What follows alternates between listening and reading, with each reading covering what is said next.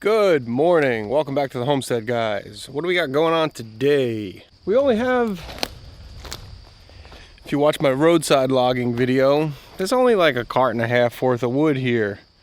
And that's about 20 minutes, 30 minutes of splitting to do. So I think before I attack the big log pile in the back, I got some standing dead right here. How convenient.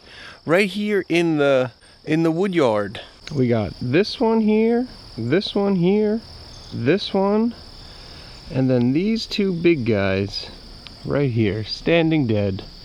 Dead as a doorknob. So I think before I set up the log splitter, I moved it out of the way because inevitably I would have hit it dropping a tree. I think I'm going to fall these trees. Fall them. I think I'm going to fall these, drop them right here, and then we'll put all that wood right in this pile, in the bucked up pile, and then we'll start splitting. It is a glorious, glorious day for the middle of June. It's like 65 degrees in the south. I know we're not like Alabama South, but I consider us the South, and it is beautiful here. So there's no better day to do it. I'm gonna get you guys set up, and I gotta be honest, I don't have a lot of experience falling stuff. Stuff that's on the ground, I cut up all day, no problem. As relaxing and enjoyable as log splitting is, my heart is pounding right now. There is nothing to me scarier than cutting down trees. And I can hear it in my breathing.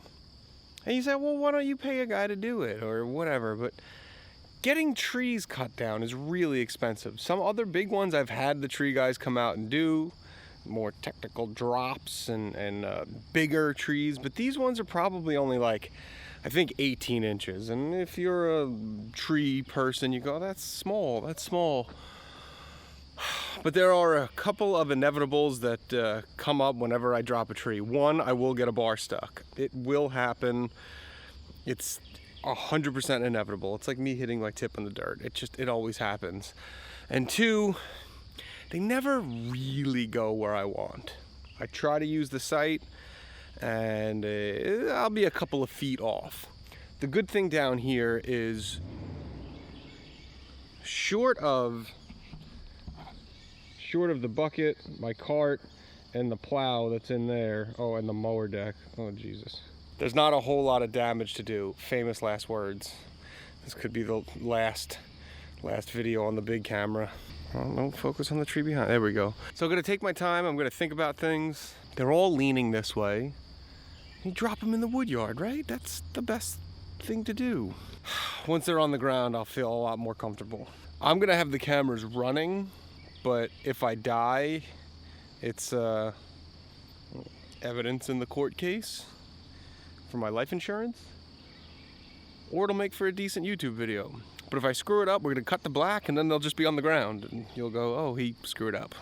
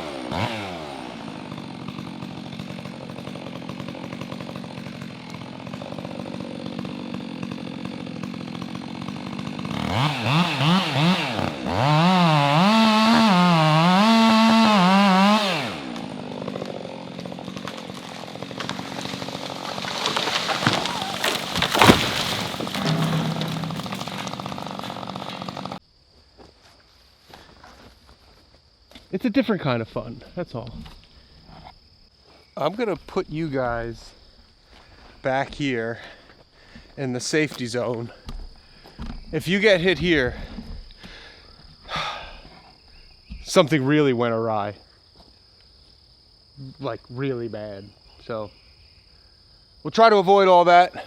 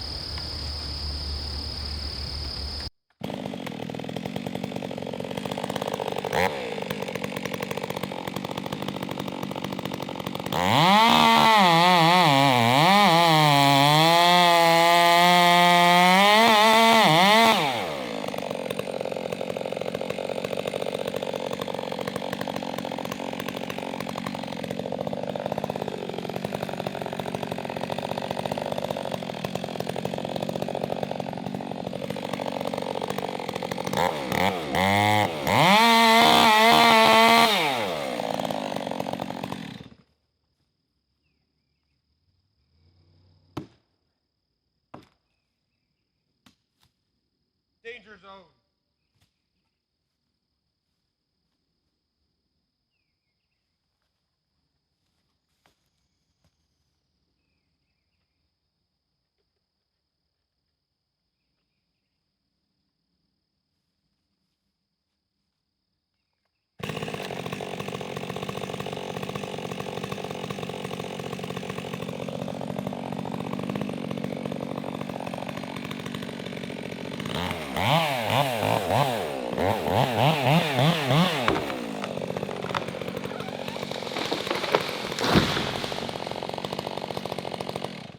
Man, I don't know if...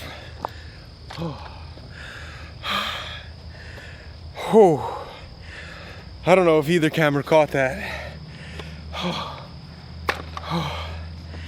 That was... Did it reach the level of idiots with chainsaws? It might have. I need a smoke.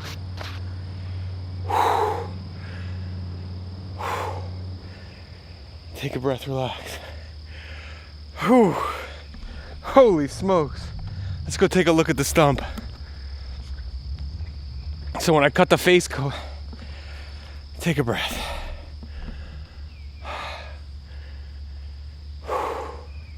All right, let's start with the winds. The wind, as this is exactly where I wanted it to go. I said in my head, put it between the big logs and the stone pile there. Nailed it. Nailed my placement. Getting better with the face cuts, except I did get the bar stuck, of course. But let's take a look at why the bar got stuck. When I popped the face cut out, this was it. That's not good. So I think I caught it on that camera. I'm not really sure, but this is my stump. When I say she was dead, she was dead. So I just touched the back, and let's holy smokes. I didn't even have time to lift my head up. That's as far as I got my bar in. 2 fingers, and she popped and I ran. I thought it was gonna barber chair.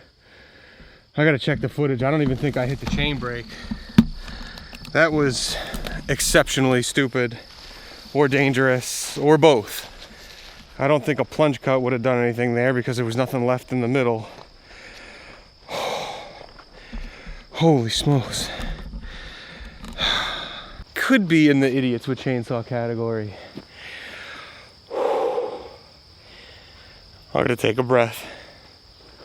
Luckily the last 3 are only like this big. That was awesome. It was like lighting fireworks. You know how you light fireworks and you're like attention to detail, and then all of a sudden the detail goes out the window because you're just having an absolute blast, no pun intended.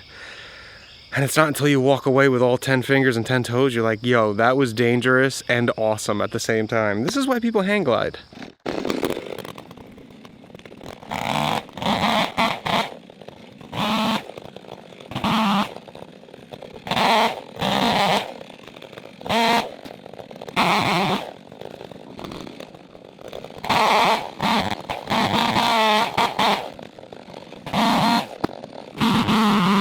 For these 3 little ones, I don't need the big tractor. I'll use the 748 with the innovative attachments grapple. Should be plenty enough to get it out of the air. And hopefully I won't hit the tip. No promises.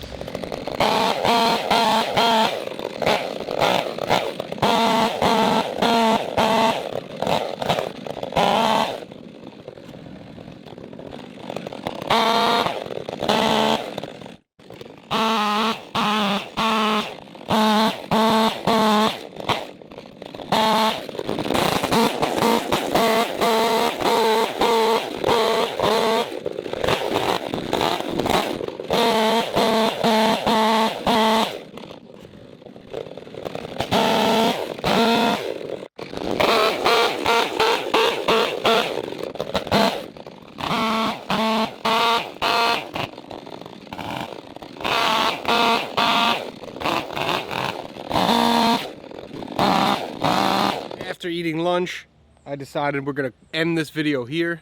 It's probably long enough as it stands, but know that I'm still going to continue to film and get all these rounds over and start splitting them, because the weather today is just too good to not be outside. An absolute blessing. Beautiful, beautiful day. It's the end of the day here. I just got done filming the splitting part, but you guys, with this one, is the felling part. It's kind of like Inception. Memento, it's confusing, but hopefully when it's edited, it'll be seamless. But it's the end of the day, and I've had some time to kind of reflect and think about this rotted tree and how bad it could have went. It's really a not arguable point that doing tree work and trees and saws and all this stuff is fun. It's probably a tick. That doing saws and tractors and trees are fun, but there is a not small portion of it that is dangerous, especially when you're trying to get something that weighs a couple thousand pounds from up in the air down to the ground, and you have very little control over it. The best thing that you do have is a skill set and an experience. I don't have a ton of experience, we've established that. But what I can get is other people's experience. And I like to think, I'm not being dramatic, that I'm still standing and able to go eat dinner with my family because of the experiences of people that take the time out of their day and their life to share their experiences here on YouTube. The list is not exhaustive by any means, but I think that people like Bucking Billy Ray, or Jake from Guilty of Treason, and Inbred Jed from Guilty of Treason, and Terry Hale, who makes some of the best, or made some of the best tree felling videos ever. And then some of the more popular, current, and contemporary people like Mike Morgan. And again, this list is not exhaustive, but when those folks put their years of experience onto tape or video, as it stands, and puts it out into the world, they might think of it as content or they're passing it on. But I think they really saved me today. Things like reinforcing safety route, undercuts, how to cut, watching up in the trees as opposed to watching the kerf. Keep in the back of your mind to get out of the way if anything goes weird. When I heard it pop, I thought it was gonna barber chair. I had no idea that it was rotted this down low, and a little bit in the future now. It's really only rotted to about here. The rest of it was solid and it's split up in an IBC tote right now. And from outward appearances, if there is, I don't have the experience, there was nothing on the outside here to tell me that the stump was rotten. Yes, it was a standing dead tree, and I should have been at the forefront of my mind, and it was. I did mention it, and we know that there is a danger in standing or felling standing dead trees, and they could do whatever they want.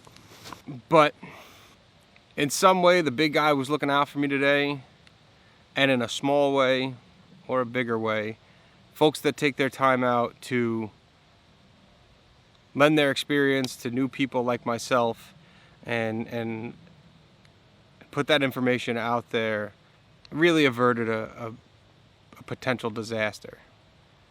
I had the presence of mind to push the kids out of here. I don't think it's in the video, but I told them, hey, you know, get out of here. He was down here. But that thing could have went pear-shaped real fast. I mean, I would say it was a happy failure. Happy in the fact that nobody got hurt, no equipment got broken, it fell right where I wanted it.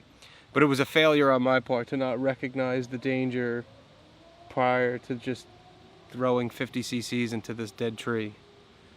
So I know the chances are super low of any one of the previous aforementioned people, August Hinkie and all these tree cutters, ever actually seeing this. But I would be wrong to not put it back out there. Thank you for bestowing the information on the uninformed, but yet willing to receive masses. I think you saved me today. The big guy had a hand. The little guy had a big hand too. We all have two hands, thankfully. Man, that could have been awful. Guys, thanks so much for watching. I really appreciate it. I'm going to enjoy burning this one next year. Catch you on the next one. So if you want to see the logs getting split and stacked, come on back for the next one, which is just about as close as you'll ever hear me say to like and subscribe. I just don't say it. Get these fools out here like, oh, like and subscribe. Bro, we're 10 seconds in the video. I haven't even watched anything yet. Why would I subscribe to you? We get 1 minute into this video and you might start yelling all sorts of crazy things, and now I'm on a list because I'm on one of your subscribers.